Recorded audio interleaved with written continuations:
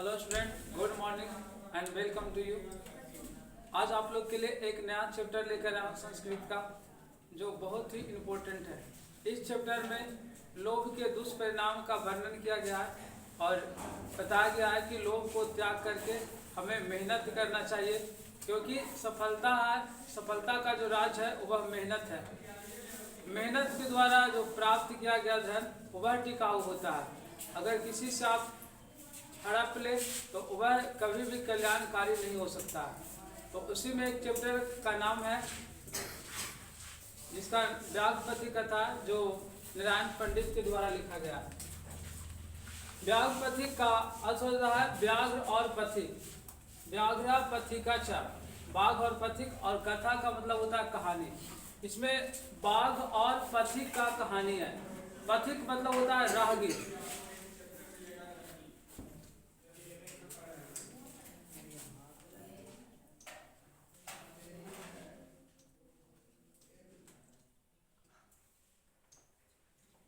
अयं पाठः नारायण पंडित रचितस्य हित उपदेश नामकस्य नीति कथा ग्रंथस्य मित्र लाभ नामक खंडात संकलित। यह पाठ नारायण पंडित के द्वारा रचित हित उपदेश नामक नीति कथा ग्रंथ का मित्र लाभ नामक खंड से संकलित है। अर्थात यह व्याघ्रपति कथा है जो नारायण पंडित के द्वारा लिखा गया है, और हित उपदेश नामक नैतिक कथा, अर्थात जिसको लोग बोलते हैं मोरल साइंस, तो नैतिक कथा के मित्र लाभ नामक खंड से संकलित है। हित उपदेशे बालानाम मनोरंजनाय नीति शिक्षणाय च नाना कथा पशु पक्षी संबंधा श्राविता। हित उपदेश में बालकों के मनोरंजन के लिए और नैतिक शिक्षा के लिए अनेक कहानी पशु पक्षी से संबंधित श्राविता सुना जाता है। अर्थात इस चैप्टर में हम लोग हित उपदेश के लिए और हित उपदेश में बालकों के मनोरंजन के लिए और नैतिक शिक्षा के लिए अनेक कहानी पशु पक्षी से संबंधित सुना जाता है। प्रस्तुत कथायाम लोभस्य दुष्परिणाम प्रकटिता। और यहाँ जो प्रस्तुत कहानी है व्याघ्रपति कथा, इसमें लोभ के दुष्परिणाम का वर्णन किया गया। दुष्परिणाम मतलब होता है बुरा परिणाम, अर्थात लोभ करने का जो बुरा परिणाम निकलता है उसी को प्रकट किया गया है या प्रस्तुत किया गया है। पशु पक्षी कथा नाम मूल्य मानवानाम शिक्षार्थम प्रभुतम भक्ति इति एतादृशी भी कथा भी ज्ञायते। पशु पक्षी कहानियों का मूल मानवों को शिक्षार्थम प्रभुतम अधिक शिक्षा के लिए होता है। इति एतादृशी भी ऐसा इस प्रकार कथा भी ज्ञायते कहानी से ज्ञात होता है। अर्थात जितने भी पशु पक्षी से संबंधित कहानी है उसका मेन उद्देश्य होता है कि मानवों को अधिक शिक्षा हो, जैसा कि इस कहानी में दिखाया गया है या इस कहानी से ज्ञात होता है। आगे लिखा गया है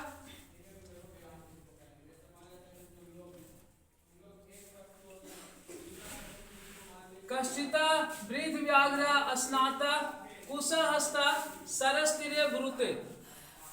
कश्चिता मतलब होता है कोई, वृद्ध व्याघ्र अर्थात बूढ़ा बाघ, स्नाता स्नान किए हुए, कुशहस्त हाथ में कुश लिए हुए, सरस तीरे, ऐसे इसको संधि विच्छेद करेंगे तो सरह जोड़ तीरे होगा।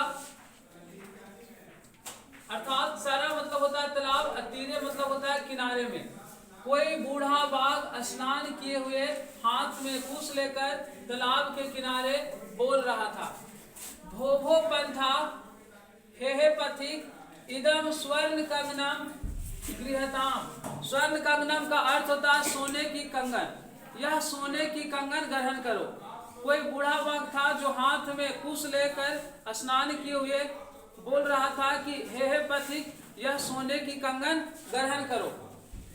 इदम स्वर्ण कंगनम गृहताम तथा लोभा आकृष्टेन केनचित पांथेन आलोचिताम भाग्येन तत् संभवति। तब लोभ से आकर्षित किसी पथिक ने सोचा भाग्येन तत्संभवति, यह भाग से संभव होता। अर्थात कोई बूढ़ा बाघ था जो बोल रहा था पथिक से कि यह सोने की कंगन ले लो, तो पथिक ने लोभ से आकर्षित हुआ और बोला कि यह भाग से संभव होता है। जिसका किस्मत अच्छा रहता है, जो सौभाग्यशाली होता है, उसको यानी कि यह प्राप्त होता है। अर्थात तो वह बिना मेहनत के प्राप्त करना चाहता था, इसीलिए बोला कि यह भाग से संभव होता है।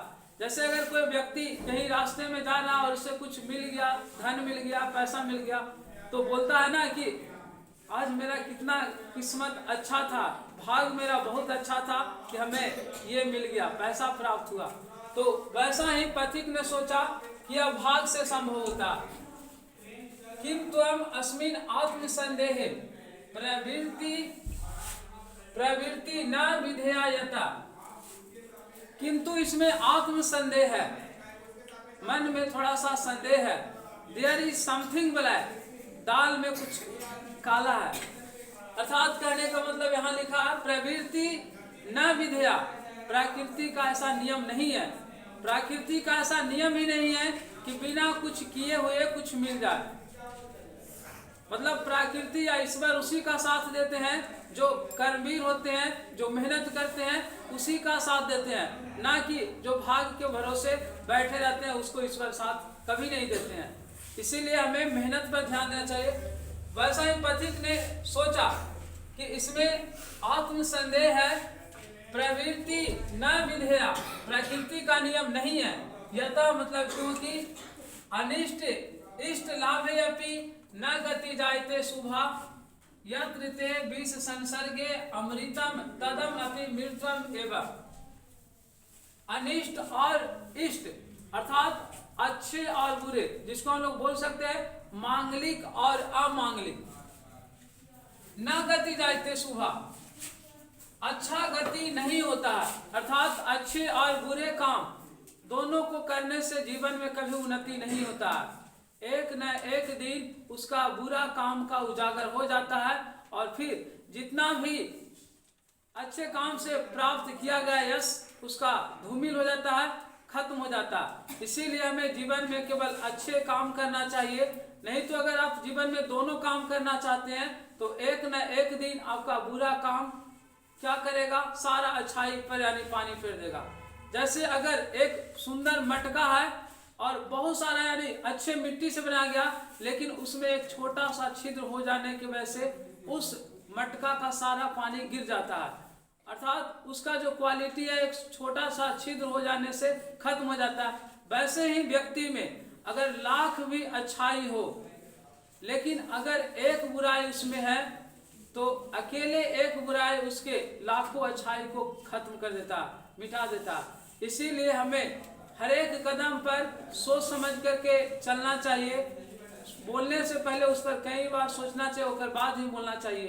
अर्थात हम अपने जो टंग है, जुबान है, उस पर भी नियंत्रण रखना चाहिए।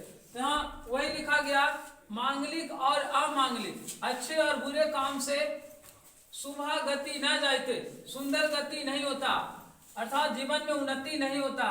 यत्र ते, जहाँ विष संसर्गे अमृतम, विष के संपर्क में अगर अमृत आ जाए, तदम अपि मृतमेव, उसे मृत्यु ही होता है।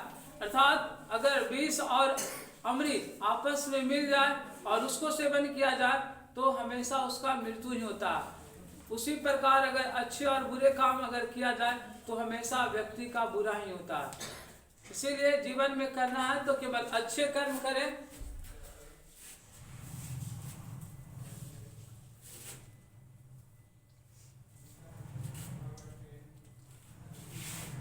किंतु सर्वत्र अर्थ अर्जने प्रवृत्ति संदेह एवं, किंतु सभी जगह धन के अर्जन में संदेह ही है।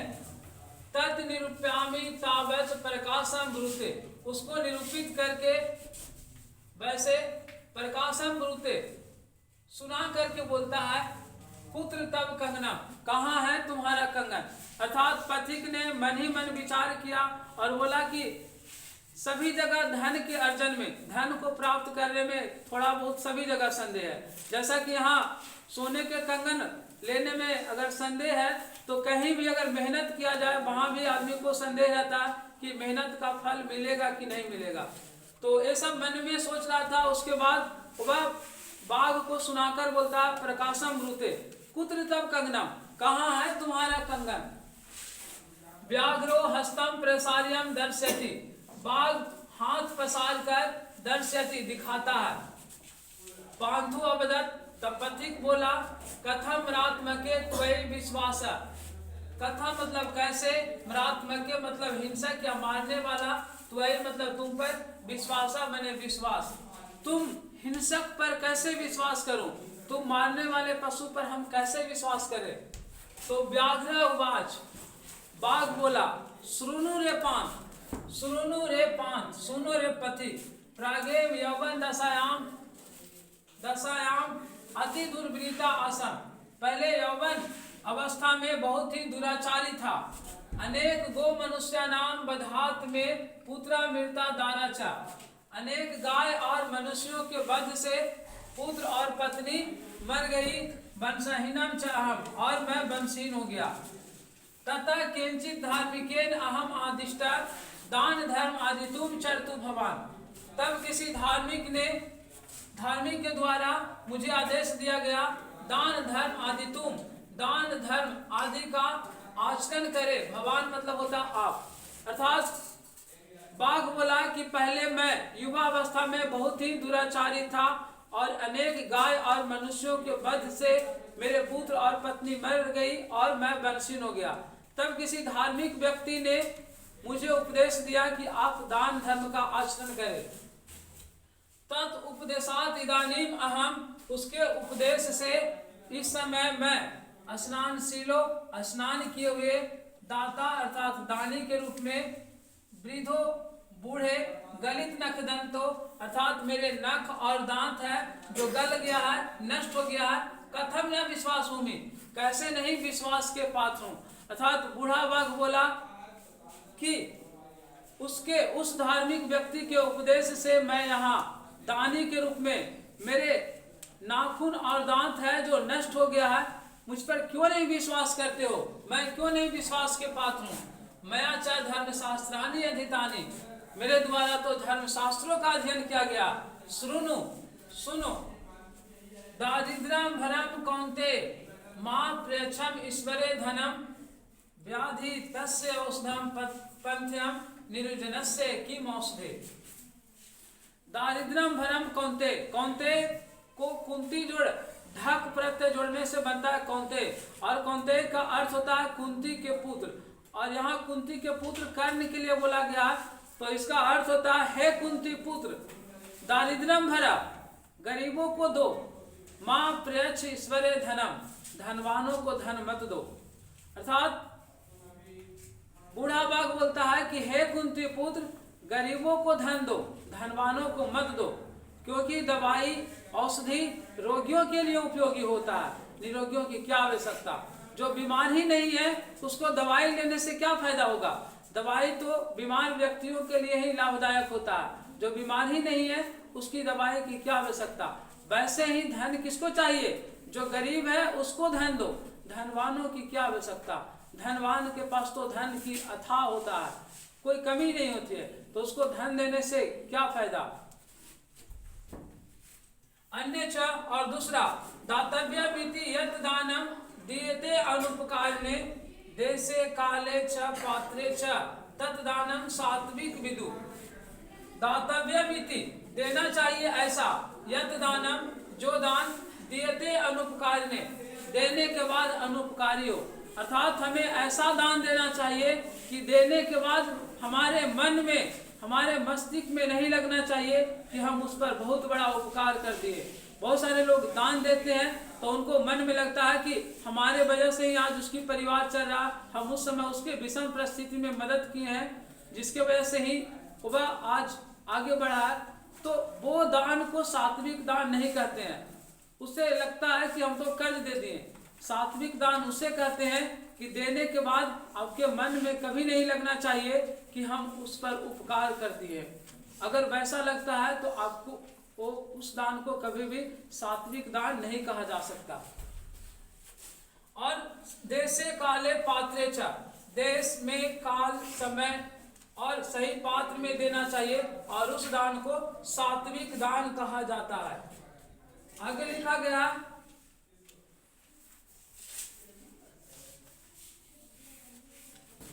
तद अत्र सरसी स्नात्वा स्वर्ण कंगनम गृहान, तब यहाँ तालाब में स्नान कर सोने की कंगन गृहान ग्रहण करो। इतना सारा वृद्ध व्याग प्रवचन देने के बाद बोलता है कि तुम इस तालाब में स्नान करके सोने की कंगन ग्रहण करो।